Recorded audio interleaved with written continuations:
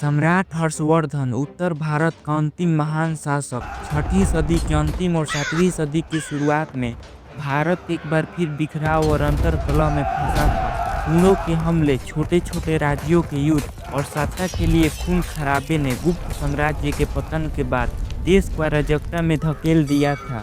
इसी समय थानेसर के एक छोटे से राजकुमार ने अपनों की हत्या और गद्दारी के बीच अपना बचपन खोया, लेकिन उसी दर्द ने उसे इतिहास का सबसे मजबूत शासक बना दिया। उसका नाम था हर्षवर्धन। हर्षवर्धन ने न सिर्फ अपने पिता और भाई की मौत का बदला लिया, बल्कि उत्तर भारत को एक बार फिर एक शक्तिशाली साम्राज्य के नीचे एकजुट कर दिया। उसका राज्य पंजाब से लेकर बंगाल तक, उत्तर से नर्मदा नदी तक फैला और उसके न्याय, उदारता और सांस्कृतिक योगदान ने भारत को एक बार फिर सोने की चिड़िया बनने की राह पर डाल दिया। कहा जाता है हर्षवर्धन के राज्य में किसी को भूख से मरने की नौबत नहीं आई। कला और साहित्य ने स्वर्ण युग देखा और विदेशी यात्रियों ने भी उसके साम्राज्य की शान देखकर भारत की महानता का डंका पूरी दुनिया में बजा दिया। एक कहानी है उस राजा की जिसने बिखरे भारत को फिर से जोड़ा, अपने दुख को ताकत बनाया और अपनी न्यायप्रियता से इतिहास में अमर हो गया। सन 590 के आसपास पंजाब के थानेसर में जन्मा हर्षवर्धन एक शक्तिशाली राजा पृथ्वीसेन वर्धन का बेटा था। पृथ्वीसेन का वर्धन वंश गुप्त साम्राज्य के पतन के बाद उत्तर भारत का सबसे प्रभावशाली राजवंश बन रहा था। हर्ष का बचपन राजसी ठाट बाट में बीता, लेकिन उस पर हमेशा अपने बड़े भाई राज्यवर्धन की वीरता और जिम्मेदारी का साया रहा। उनकी बहन राजश्री की शादी कन्नौज के शासक ग्रहवर्मन से हुई, जिससे वर्धन वंश और कन्नौज के बीच मजबूत संबंध बने। ये उस समय उत्तर भारत की सबसे बड़ी राजनीतिक घटनाओं में से एक थी, लेकिन किस्मत को कुछ और ही मंजूर था। मालवा के राजा शशांक ने कन्नौज पर हमला किया, राजश्री के पति ग्रहवर्मन की हत्या कर दी और राजश्री को बंदी बना लिया। इधर राज्यवर्धन अपनी बहन को बचाने कन्नौज की ओर निकला, लेकिन शशांक और उसके साथियों ने राज्यवर्धन को भी धोखे से मार डाला। इस एक घटना ने हर्ष के पूरे जीवन को बदल दिया। महज 16 साल की उम्र में उसने पिता और भाई दोनों को खो दिया। बहन राजश्री शत्रु की कैद में थी और साम्राज्य का भविष्य अंधकारमय था। कहा जाता है उसी रात थानेसर के महल में हर्षवर्धन ने अपनी तलवार उठाकर कसम खाई, जब तक बहन को शत्रु के चंगुल से छुड़ा ना लूं और पिता और भाई की मौत का बदला ना ले लूं, तब तक चैन से नहीं बैठूंगा। इस कसम के साथ हर्ष ने अपने बचपन की मासूमियत को त्याग दिया और शुरू हुई उस महायोद्धा की यात्रा, जिसने बिखरे उत्तर भारत को फिर से एकजुट कर इतिहास में अमरता हासिल की। राजश्री की बेबसी और राज्यवर्धन की हत्या ने थानेसर और वर्धन साम्राज्य को गहरे संकट में डाल दिया था। दुश्मन चारों तरफ से घात लगाए बैठे थे। मालवा का शशांक ताक में था कि कमजोर होते ही वर्धन वंश को खत्म कर दे। महल में मातम पसरा था। राज्यवर्धन के सेनापति और राज दरबारी शंकाओं में थे। इतने बड़े साम्राज्य को अब कौन संभालेगा, क्योंकि हर्ष अभी सिर्फ 16-17 साल का था, लेकिन उसके भीतर जल रही थी बदले की आग और बहन को बचाने का जुनून किसी को भी भरोसा दिलाने के लिए काफ़ी था। राज्य के सबसे वरिष्ठ मंत्रियों और राजपूत सरदारों ने मिलकर हर्षवर्धन को वर्धन साम्राज्य का राजा घोषित किया। सिंहासनारोहण का आयोजन थानेसर के महल में हुआ, जहां हजारों लोगों ने नए युवा सम्राट का स्वागत किया। इस समारोह में हर्ष ने खुलकर ऐलान किया, जब तक मैं जीवित हूँ कोई भी शत्रु हमारी मातृभूमि को गुलाम नहीं बना सकता। मैं अपनी बहन को छुड़ा कर रहूँगा और अपने परिवार का अपमान धो डालूंगा। हर्ष के इस भाषण ने राज्य के सैनिकों और जनता में नया उत्साह भर दिया। वो जानते थे अब वर्धन साम्राज्य का भविष्य एक साहसी और दूरदर्शी शासक के हाथ में था। सिंहासनारोहण के तुरंत बाद हर्ष ने अपने सेना का पुनर्गठन शुरू किया, पुराने मित्र राज्यों से संधियां की और थानेसर को युद्ध की तैयारी में बदल दिया। यहीं से शुरू हुई हर्षवर्धन की यात्रा, जो जल्द ही उसे उत्तर भारत का सबसे ताकतवर सम्राट बनाएगी। सिंहासन पर बैठने के बाद हर्षवर्धन की पहली और सबसे बड़ी प्राथमिकता थी अपनी बहन राजश्री को शत्रु के चंगुल से छुड़ाना।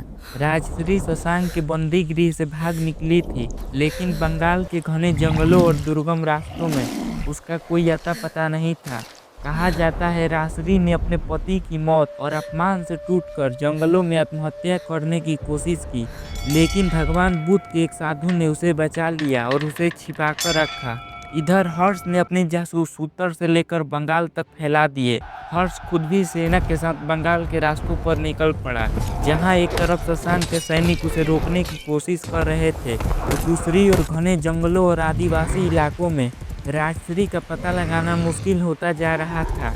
इसी बीच हर्ष के सैन्य दल ने उस साधु का पता लगा लिया जो राजश्री को अपने आश्रम में छिपाया था। जब हर्ष वहां पहुंचा, उसने अपनी बहन को बदहवास हालात में देखा, जो भाई को देख फूट फूट कर रो पड़ी। कहा जाता है हर्ष ने अपनी बहन से वादा किया अब कोई भी उसकी आंखों में आंसू नहीं देखेगा, और उसे अपनी सेना के संरक्षण में थानेसर वापस लाया। राजश्री की सकुशल वापसी ने राज्य की जनता और सैनिकों का मनोबल आसमान पर पहुंचा दिया। सबको भरोसा हो गया कि हर्ष सिर्फ एक राजा नहीं, बल्कि अपने परिवार और प्रजा के लिए जान की बाजी लगाने वाला सम्राट है। लेकिन ये कहानी यहीं खत्म नहीं हुई। शशांक के दुस्साहस ने हर्ष के दिल में उसके खिलाफ निर्णायक युद्ध की आग लगा दी। राजश्री को वापस लाने के बाद हर्षवर्धन का दिल शशांक के खिलाफ आग से भर चुका था। शशांक ने न सिर्फ उसकी बहन का अपमान किया, बल्कि वर्धन साम्राज्य की प्रतिष्ठा को भी ठेस पहुंचाई थी। अब हर्ष ने बंगाल पर निर्णायक हमला करने की ठानी। हर्ष ने अपनी सेना को उत्तर भारत के सबसे शक्तिशाली और अनुभवी योद्धाओं से सुसज्जित किया। अपने मित्र और मगध के राजा भास्कर वर्मन से भी संधि की, जिससे शशांक को पूर्व और पश्चिम दोनों ओर से घेर लिया गया। कहा जाता है बंगाल के मैदानों में हर्ष और शशांक की सेनाओं के बीच कई दिनों तक घमासान युद्ध चला। हर्ष के सेनापतियों ने शत्रु के रसद मार काट दिए, जिससे शशांक की सेना भूख और थकान से टूटने लगी। एक रात हर्ष की सेना ने बिजली की तेजी से शशांक के मुख्य शिविर पर हमला किया। शशांक बाल बाल बचकर भाग निकला, लेकिन उसकी सेना पूरी तरह बिखर गई। कुछ इतिहासकार मानते हैं कि शशांक की इस हार के बाद जंगलों में भटकता रहा और वहीं उसकी मौत हो गई। बंगाल की इस विजय ने हर्षवर्धन को उत्तर भारत का निर्विवाद सम्राट बना दिया। उसके शौर्य और नेतृत्व की कहानियां कश्मीर से लेकर कावेरी तक फैल गईं, और छोटे छोटे राजा खुद ब खुद हर्ष की अधीनता स्वीकार करने लगे। हर्ष ने बंगाल पर कब्जा करने के बाद वहां के प्रशासन ने सुधार किया, किसानों पर कर घटाए और बौद्ध धर्म के प्रचार के लिए मठों और विहारों का निर्माण करवाया, जिससे जनता ने भी उसे दिल से स्वीकार कर लिया। बंगाल पर विजय के बाद हर्षवर्धन का नाम उत्तर भारत के कोने कोने तक पहुंच गया, लेकिन सिर्फ बंगाल जीतने से हर्ष का सपना पूरा नहीं होने वाला था। उसका मकसद था उत्तर भारत को एक छत्र के नीचे लाना, ताकि बाहरी आक्रमण और आंतरिक विद्रोह से देश को बचाया जा सके। हर्ष ने सबसे पहले गंगा यमुना के दोआब क्षेत्र के छोटे राजाओं को कूटनीति और संधि के जरिए अपने साथ मिलाया। जिन्होंने विरोध किया उन्हें युद्ध में हराकर अपने अधीन कर लिया। इसके बाद उसने पंजाब से लेकर कन्नौज, मगध से लेकर बंगाल तक लगभग पूरे उत्तर भारत को अपने साम्राज्य में मिला लिया। मगध के राजा भास्कर वर्मन हर्ष के सबसे भरोसेमंद मित्र बन गए, और दोनों ने मिलकर मालवा और मध्य भारत के विद्रोही राजाओं को भी कई निर्णायक युद्धों में पराजित किया। इतिहासकारों के अनुसार हर्ष का साम्राज्य पश्चिम में थानेसर से लेकर पूर्व में कामरूप, आसाम तक, उत्तर में हिमालय की तलहटी से लेकर दक्षिण में नर्मदा नदी तक फैला था। लेकिन इस विस्तार के दौरान कश्मीर और उज्जैन में कुछ विद्रोह भड़क उठे। हर्ष ने तुरंत अपनी सेना वहां भेजी, कश्मीर में विद्रोहियों का दमन किया और उज्जैन में अपनी नीतियों से स्थानीय राजाओं को मित्रता के लिए राजी किया। कहा जाता है हर्ष की सबसे बड़ी ताकत थी उसकी नीति, जहां संभव हो संधि और मैत्री से राज्य जोड़ना, और जहां जरूरत पड़ी युद्ध में दुश्मनों को झुका देना। उत्तर भारत का यह एकीकरण हर्षवर्धन को भारत का अंतिम महान सम्राट बना गया, जिसके बाद भारत इतने बड़े स्तर पर फिर कभी एक नहीं हो सका। उत्तर भारत का एकीकरण करने के बाद हर्षवर्धन ने अपनी राजधानी थानेसर से हटाकर गंगा किनारे बसे महानगर कन्नौज को बनाया। कन्नौज सिर्फ सामरिक दृष्टि से नहीं बल्कि व्यापार, संस्कृति और धर्म का भी सबसे महत्वपूर्ण केंद्र बन चुका था। हर्ष ने कन्नौज को अपनी सत्ता का गौरवमयी प्रतीक बना दिया, किले और महलों का निर्माण करवाया। कन्नौज धीरे धीरे पूर्व मध्यकालीन भारत का सबसे बड़ा शहर बन गया, जहां से हर्ष का प्रशासन पूरे उत्तर भारत पर राज करता था। कन्नौज में हर्ष ने कला, संगीत और साहित्य को अपना सबसे बड़ा संरक्षण दिया। कवि बाणभट्ट जैसे महान साहित्यकार हर्ष के दरबार में थे, जिन्होंने हर्ष चरित्र जैसी अमर कृति लिखी, जिससे हमें आज भी हर्ष के शासन का जीवंत विवरण मिलता है। कहा जाता है हर्ष का दरबार विद्वानों, कवियों, दार्शनिकों और कलाकारों से हमेशा भरा रहता था। हर्ष खुद भी संस्कृत का विद्वान था और उसने कई नाटक जैसे रत्नावली और प्रियदर्शिका अपने नाम से लिखे, जो भारतीय नाट्य शास्त्र के अनमोल रत्न हैं। कन्नौज का यह सांस्कृतिक उत्कर्ष इतना अद्भुत था कि चीनी यात्री ह्वेन-सांग ने अपनी किताब में लिखा, मैंने पूरी दुनिया में कहीं इतना कला, समृद्धि और न्यायप्रिय राजा नहीं देखा। हर्ष ने यहाँ से अपने साम्राज्य को चलाते हुए कन्नौज को भारत का सांस्कृतिक, धार्मिक और राजनीतिक हृदय बना दिया। सम्राट हर्षवर्धन के शासनकाल में भारत की ख्याति इतनी फैल चुकी थी कि दूर चीन से महान बौद्ध भिक्षु और यात्री ह्वेन-सांग हर्ष के साम्राज्य को देखने भारत पहुंचे। उन्होंने चीन से हजारों मील का सफर तय किया, पहाड़, रेगिस्तान और दुर्गम रास्तों को पार कर साल 630 के आसपास भारत में प्रवेश किया। ह्वेन-सांग ने भारत में नालंदा, विक्रमशिला, तक्षशिला जैसे विख्यात विश्वविद्यालयों में अध्ययन किया और हर्ष के शासन, धर्म, संस्कृति, शासन व्यवस्था की बारीकी से अवलोकन किया। उन्होंने देखा कि हर्ष का राज्य धर्मनिरपेक्षता, न्याय और समृद्धि का प्रतीक है।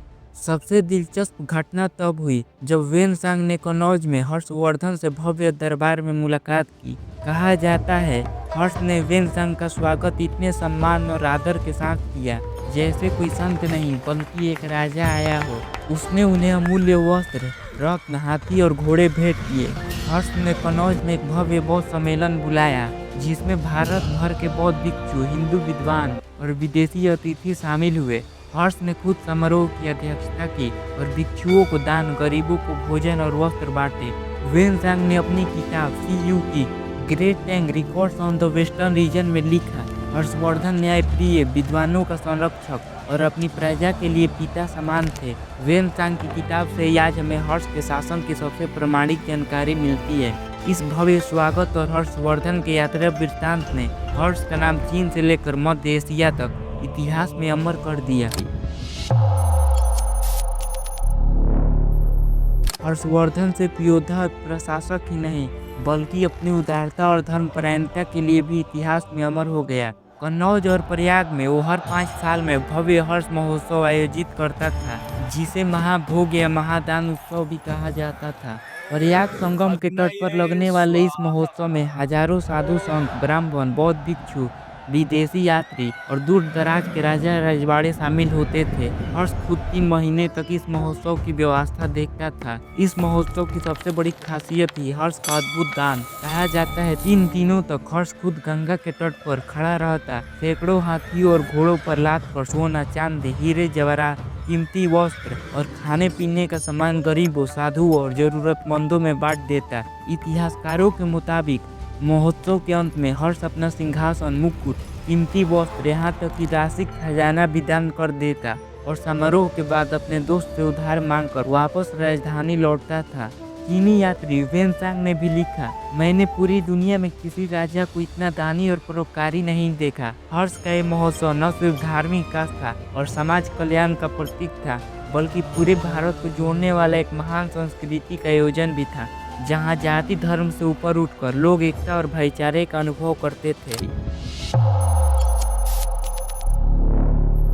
उत्तर भारत पर अजय सम्राट बनने के बाद हर्षवर्धन की नज़र दक्षिण भारत के शक्तिशाली चालुक्य साम्राज्य पर पड़ी, जिसके राजा थे कर्नाटक के महान योद्धा पुलकेशिन द्वितीय। हर्ष ने सोचा कि अगर चालुक्यों को जीत लिया जाए तो पूरा भारत उसके साम्राज्य में आ सकता है। उधर पुलकेशिन भी दक्षिण भारत में अपना सत्ता बढ़ाने के लिए उत्तर की ओर बढ़ना चाहता था। दोनों महान सम्राटों के बीच टकराव होना तय था। साल 618 के आसपास हर्ष ने विशाल सेना लेकर दक्षिण की ओर कूच किया। नर्मदा के किनारे हर्ष और पुलकेशिन की सेनाओं में इतिहास का सबसे रोमांचक युद्ध हुआ।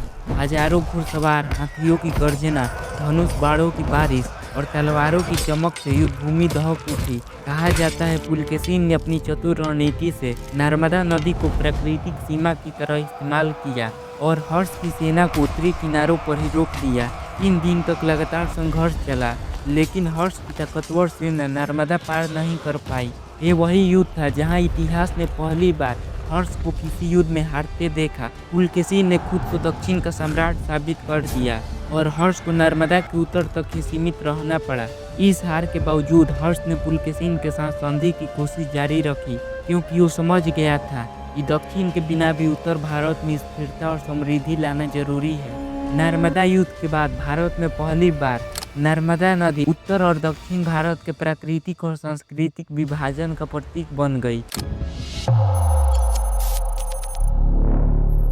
नर्मदा पर पुलकेशिन के हाथों हार के बाद हर्षवर्धन ने दक्षिण भारत पर कब्जा करने का इरादा छोड़ दिया, लेकिन उत्तर भारत पर उसने अपनी सत्ता और भी मजबूत कर ली। उसका साम्राज्य कश्मीर से बंगाल तक अटूट और स्थिर बना रहा। हर्ष ने अपने अंतिम वर्षों में धार्मिक और सांस्कृतिक कार्यों में ज़्यादा ध्यान देना शुरू किया। उसने जगह जगह धर्मशालाएं, कुएं, तालाब और अस्पताल बनवाए ताकि उसकी प्रजा सुखी रहे। हर्ष ने बौद्ध धर्म को अपने शासन का आधिकारिक धर्म नहीं बनाया, बल्कि हिंदू, बौद्ध और जैन धर्म को एक सम्मान दिया। यही उसकी न्यायप्रियता का सबसे बड़ा उदाहरण था। हर्ष के अंतिम वर्षों में उसकी कोई संतान नहीं थी, जिससे उसके बाद वर्धन वंश का कोई उत्तराधिकारी नहीं मिला। हर्ष की मृत्यु के बाद उसका विशाल साम्राज्य धीरे धीरे छोटे छोटे राज्यों में बंट गया और उत्तर भारत में एक बार फिर एक राजनीतिक अस्थिरता शुरू हो गई। कहा जाता है हर्ष की मौत के समय पूरा कनौज शोक में डूबा था। वेन सांग ने लिखा, हर्ष की मृत्यु के बाद भारत एक ऐसे मार्गदर्शक को खो बैठा जो प्रजा के लिए पिता समान था। हर्ष की मृत्यु से भारत में प्राचीन महासाम्राज्यों का युग समाप्त हो गया और भारत में क्षेत्रीय राजाओं और संघर्षों का नया दौर शुरू हुआ।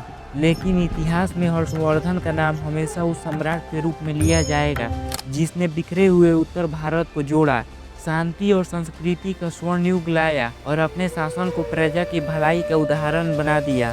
ये था भारत का अंतिम महान सम्राट हर्षवर्धन, जिसने उत्तर भारत को एक सूत्र में बांधा, धर्म, कला और संस्कृति का स्वर्ण काल रचा और अपनी न्यायप्रियता से लाखों दिलों को जीत लिया। उसने साबित कर दिया कि एक राजा की सबसे बड़ी ताकत उसकी तलवार नहीं, उसका दिल और न्याय होता है। हर्ष ने युद्धों से साम्राज्य बनाया, लेकिन दान, धर्म और संस्कृति से लाखों लोगों के जीवन में उजाला भर दिया। आज भले ही उसके महल खंडहर हो चुके हों, लेकिन उसकी विरासत हमारे इतिहास और सभ्यता की धड़कन में आज भी जिंदा है। अगर आपको सम्राट हर्षवर्धन की ये कहानी दिल से पसंद आई तो इस वीडियो को लाइक करें, अपने दोस्तों और परिवार के साथ शेयर करें, ताकि हर्ष जैसे महानायक का नाम हर भारतीय के दिल तक पहुंचे। और ऐसी ही ऐतिहासिक डॉक्यूमेंट्रीज के लिए स्मार्ट स्टोरीज को सब्सक्राइब करें। मिलते हैं अगले एपिक सफर में। जय हिंद।